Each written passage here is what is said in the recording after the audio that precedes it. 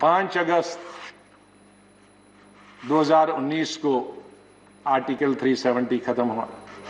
ठीक मानते हैं कि आर्टिकल 370 रूलिंग पार्टी का एक एजेंडा था, लेकिन मेरी समझ में आज तक नहीं आया। मैंने दर्जनों बल्कि सैकड़ों स्पीचेस जब मैं चौथी पांचवी क्लास से था तब से अटल बिहारी वाजपेयी जी के सुने हैं। जब भी वो जम्मू आते थे और भाषण करते थे, साल में 1-2 दफा आते थे, और यहां पार्लियामेंट तक, इस सदन में उस सदन, एज मिनिस्टर, एज एमपी, उनके एज प्रधानमंत्री, सैकड़ों भाषण सुने। मैंने एक बार भी माननीय अटल बिहारी वाजपेयी जी या उस वक्त के होम मिनिस्टर या गृह मंत्री या बीजेपी का एक लीडर, एक एमपी नहीं सुना हूं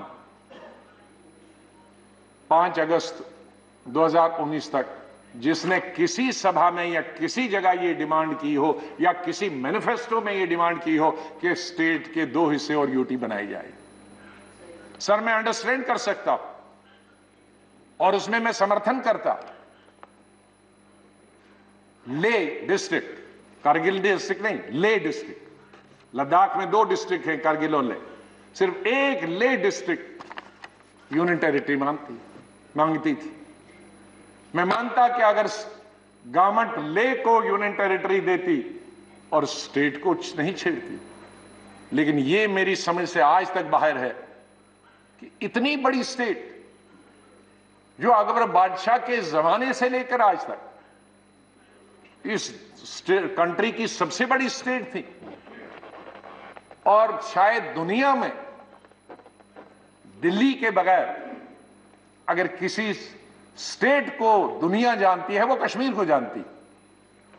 उसकी हिस्टोरिकल बैकग्राउंड, उसकी ब्यूटी की वजह से दुनिया, मैं दुनिया की बात करता हूं, दिल्ली के बाद, क्योंकि दिल्ली कैपिटल है, इसके बाद अगर कोई दुनिया के सब हेड्स ऑफ स्टेट्स और हेड्स ऑफ गवर्नमेंट्स और फॉरेन मिनिस्टर पूछेंगे तो शायद कोई भी ऐसा आदमी नहीं होगा जो कश्मीर को नहीं जानता। तो उस स्टेट को हमने एक यूनियन टेरिटरी बना के रखा। मैं ये कहना चाहता था कि आज जितना लॉ एंड ऑर्डर से है, इससे 100 गुना लॉ एंड ऑर्डर जब स्टेट थी अच्छी थी। मिलिटेंसी जब गवर्नमेंट थी, स्टेट थी, मिलिटेंसी सबसे कम थी और आज सबसे हाईएस्ट। डेवलपमेंटल वर्क सबसे अच्छे थे जब स्टेट गवर्नमेंट थी, चाहे कोई भी हो, चाहे बीजेपी और टीडीपी की गवर्नमेंट ही क्यों ना हो। मैं स्टेट रन गवर्नमेंट करता हूं, कोई चीफ मिनिस्टर के अंदर डेवलपमेंटल वर्क सबसे ज्यादा चल रहे थे। आज कोई डेवलपमेंटल वर्क नहीं चल रहा।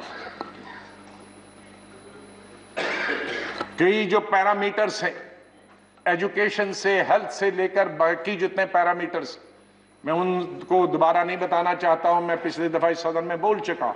कोई कास्ट, कोई कम्युनलिज्म, कोई जम्मू और कोई कश्मीर के बीच में, कोई हिंदू, कोई मुसलमान, कोई सिख के बीच में लड़ाई नहीं थी। सर, आज टूरिज्म खत्म हो गया।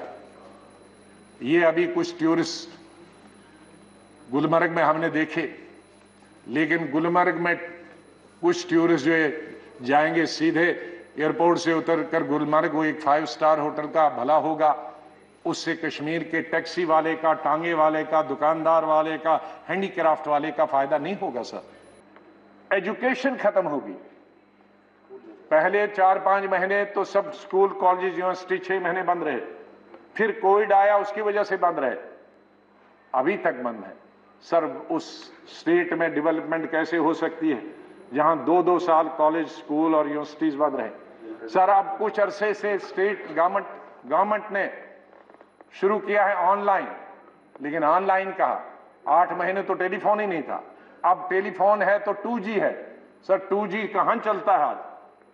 4G की मांग है, तो वो नहीं हो रहा, इसलिए एजुकेशन भी जीरो हो गई। प्राइवेट स्कूल बंद हो गए, क्योंकि प्राइवेट स्कूलों ने गवर्नमेंट बताया है नो अटेंडेंस, नो पे। बटोद से लेकर बानहाल तक 30 किलोमीटर का है, 6.5 साल से वो अभी तक नहीं बन रहा है। मैं जिसकी वजह से फ्रूट पिछले साल तो तबाह हो गया था 2 साल पहले, पिछले साल वो एक महीना सड़क पर रहा क्योंकि बानहाल और बटोद के बीच में सड़क बंद थी और वो सब फ्रूट ट्रक्स में सड़ गया।